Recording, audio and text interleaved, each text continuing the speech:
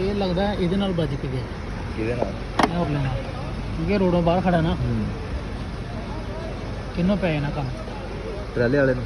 ਟਰਾਲੇ वाला नहीं बेंच है ये किन्नों पै जाना। गाइस देख सकते हैं आप कार तो बढ़ गई। ਕਾਰ ਵਾਲਾ ਪ੍ਰੋਗਰਾਮ ਵੜ ਗਿਆ।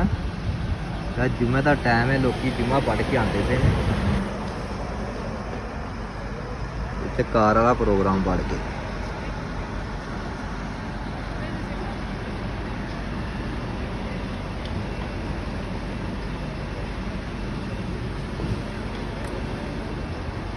गलती नहीं है ट्रेन चली ਪਤਾ ਨਹੀਂ ਨਾ ਬਾਹਰ ਖੜਾ ਹੈ ਜਾਂ ਪਿੱਛੇ ਕੱਢਦਾ ਪਿਆ ਸੀ। जो भी है गलती नहीं है।